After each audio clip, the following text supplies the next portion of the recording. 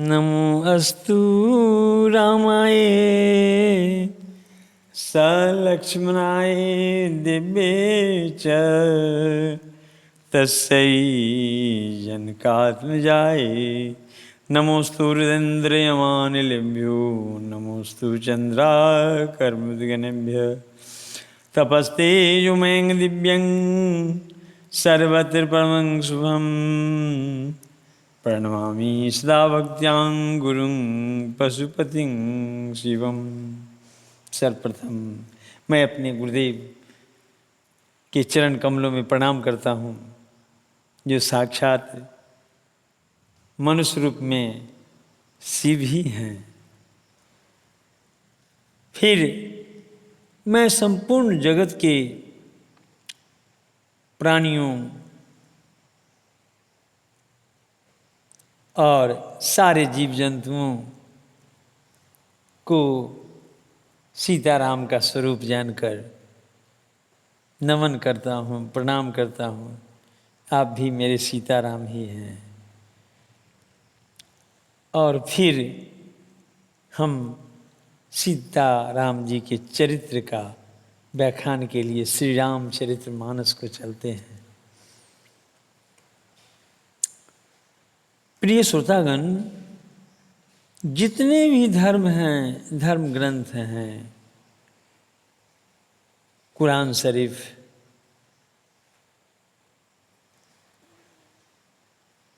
श्री रामचरितमानस की मैं चर्चा कर चुका हूँ, श्री हनुमान चालीसा, गीता, श्रीमद् भगवत गीता, शिव गीता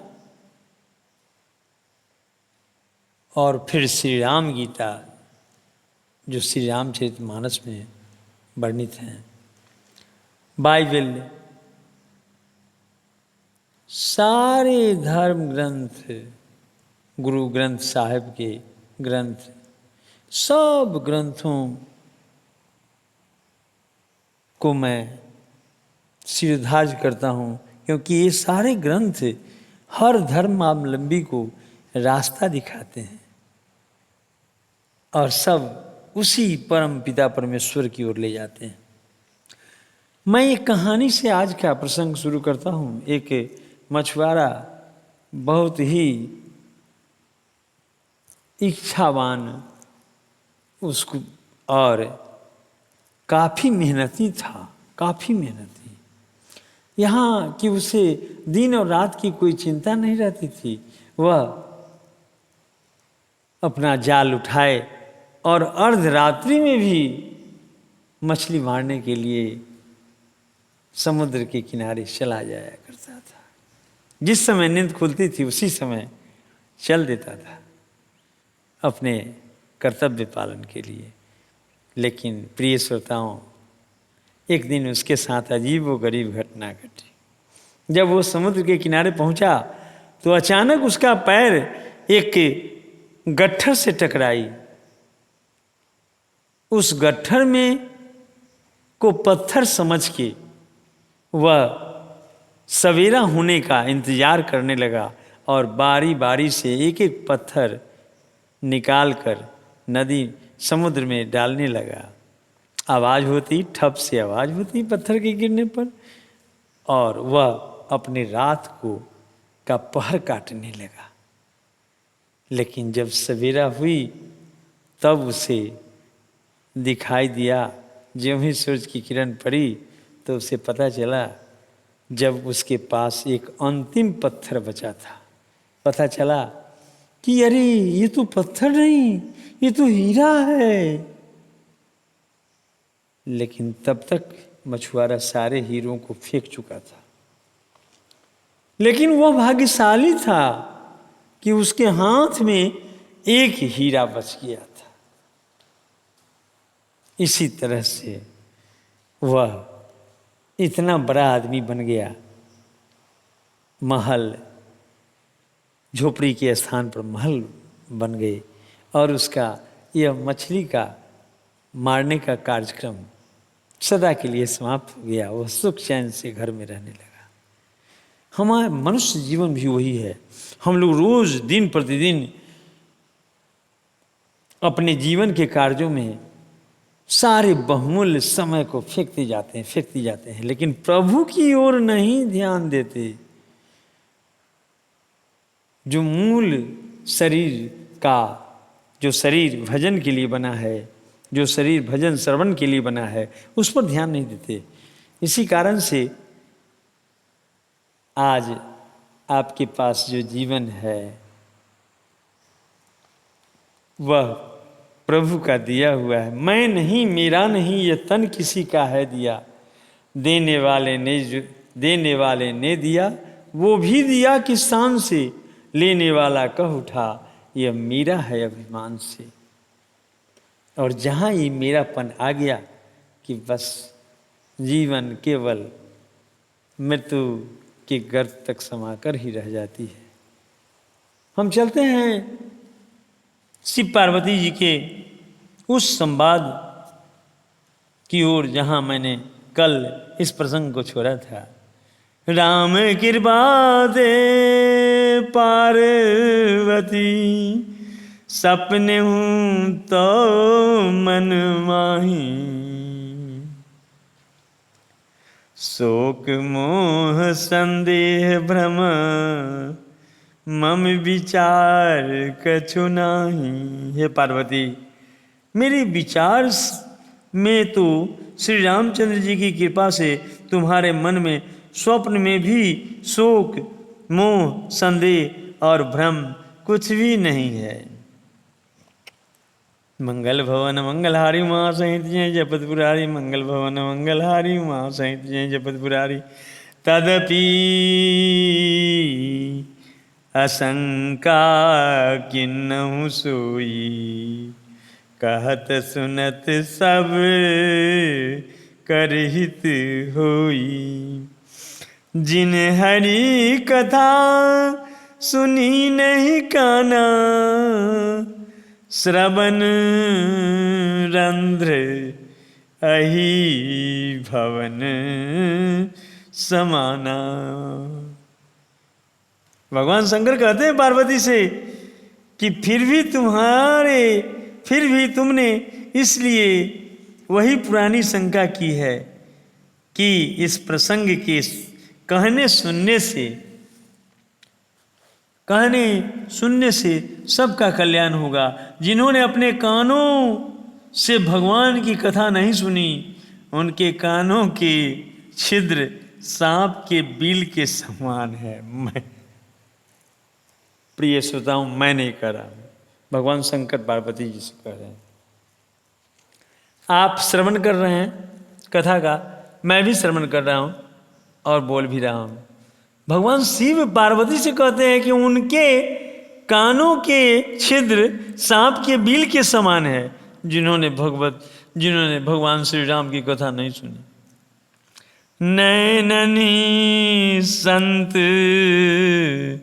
दरस नहीं देखा, लोचन मोर पंख कर लेखा। ते सिर कटु तुम्हारी समतुला, जेन नमत हरि गुरु पद मूला। पार्वती जी से शिव जी कहते हैं कि जिन्होंने अपने नेत्रों से संत के दर्शन नहीं किए, उनके बेनेत्र मोर के पंखों पर दिखने वाली नकली आँखों की गिनती में है। मोर के पंख पर नकली आँख दिखाई देती है। प्रिय श्रोताओं, शिव जी पार्वती जी से कहते हैं कि जिन्होंने संत के दर्शन नहीं किए, उनके तो नेत्र बिना काम के हैं। मोर के पंख पर नकली आँखों की गिनती में है। बेसिर करवी तुम्बी के समान है, जो श्री हरि और गुरु के चरण तल पर नहीं झुकते। जिन हरि भक्ति हृदय नहीं आनी, जीवत सब समान ते ही प्राणी। जो नहीं करई राम गुण गाना, जिन जी सो दादुर जी समाना। और फिर पार्वती जी से शिव जी कहती हैं कि जिन्होंने भगवान की भक्ति को अपने हृदय में स्थान नहीं दिया, वे प्राणी जीते हुए भी मुर्दे के समान हैं। जो जीव श्री रामचंद्र जी के गुणों का गान नहीं करती, वो मेढक की जीव के समान है। कुलिस कठोर निठुर सोई छाती, सुनी हरि चरित जो नहीं हर साती। गिरजा सुनहु राम के लीला, सुरहित दनुज विमोहन शीला। वह हृदय वज्र के समान कड़ा और निष्ठुर है, जो भगवान के चरित्र सुनकर हर्षित नहीं होता, खुशी नहीं होता। हे पार्वती, श्री रामचंद्र जी की लीला सुनो। यह देवताओं का कल्याण करने वाली और दैत्यों को विशेष रूप से मोहित करने वाली है। मंगल भवन मंगलहारी माँ सहित जय जपत पुरारी। मंगल भवन मंगलहारी माँ सहित जय जपत पुरारी।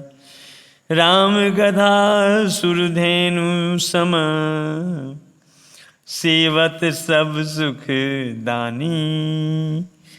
संत समाज सुरलोक सबको, न सुने अस जानी। श्री रामचंद्र जी की कथा कामधेनु के समान सेवा करने से सब सुखों को देने वाली है, और सत्य पुरुषों के समाज ही इस सब देवताओं के लोक हैं। ऐसा जानकर इसे कौन न सुनेगा। मंगल भवन मंगलहारी उमा सहित जय जय पुरारी। मंगल भवन मंगलहारी उमा सहित जय जय पुरारी। राम कथा सुंदर कर तारी, संशय बिहग उराव निहारी।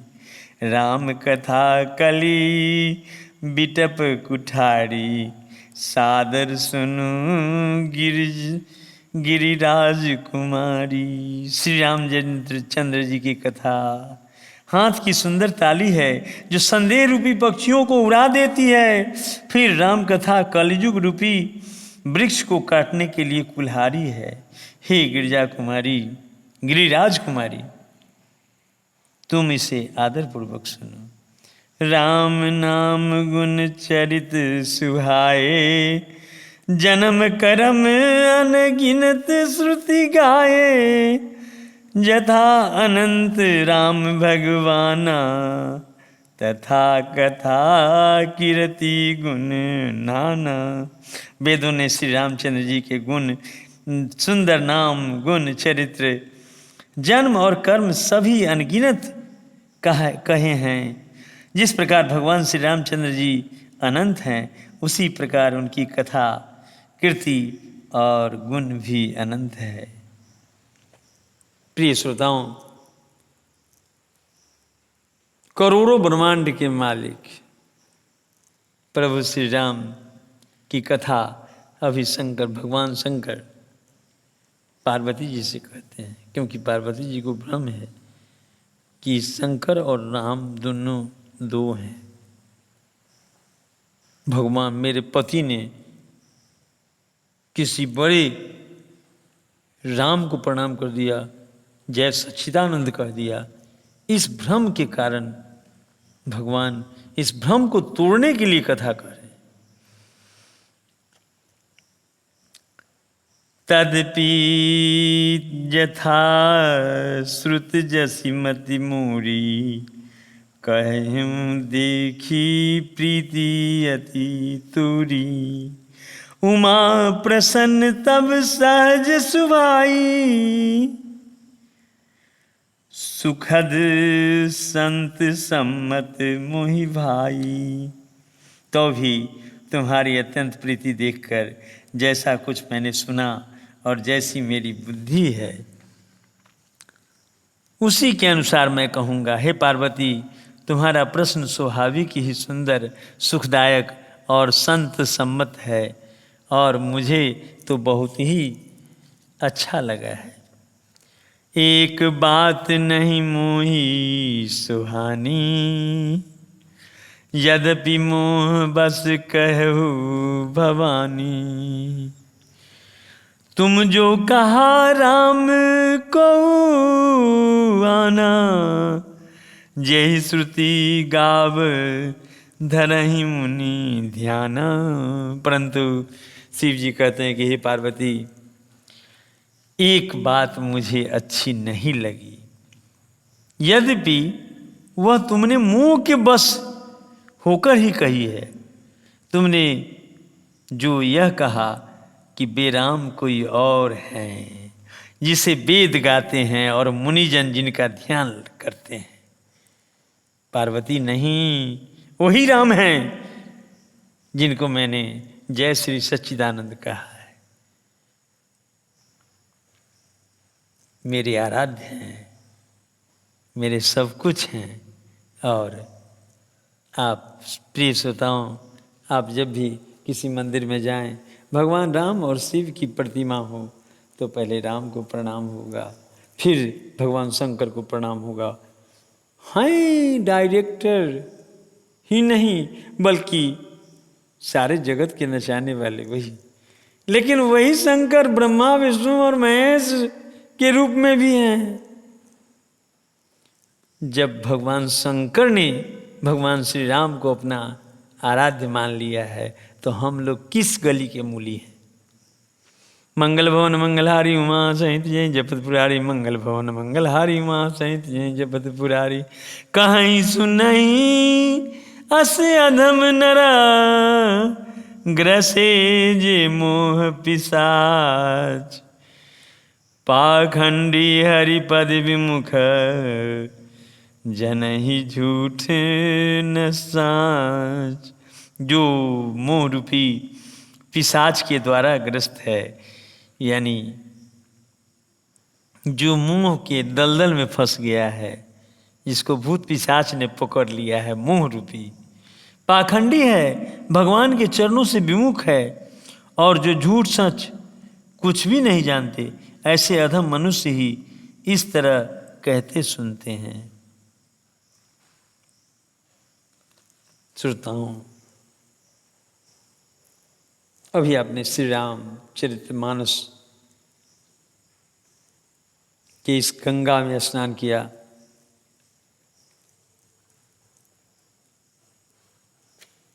भगवान का नाम पवित्र है। भगवान का नाम तो बिछुड़ना ही नहीं चाहिए। प्रस्तुत ग्रंथ श्री रामचरितमानस, जिसका आप श्रवण कर रहे हैं, यह नकारात्मक ऊर्जा को घर से बाहर करने के लिए काफ़ी है। अपने बच्चों को सवेरे जगाकर इसका श्रवण कराइए, आपका कल्याण अवश्य होगा। क्योंकि भगवान जब पार्वती जी की कल्याण के लिए भगवान शंकर सोच सकते हैं, तो क्या मैं अपने श्रोताओं के कल्याण के लिए नहीं सोच सकता।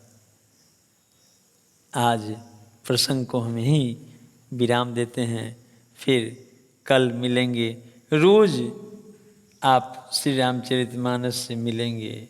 यदि प्रभु ने, मेरे गुरु देव की का आशीर्वाद रहा, मेरी ऊपर कृपा रही, तो ये श्री रामचरितमानस अबाध गति से चलती रहेगी। जय सिया राम।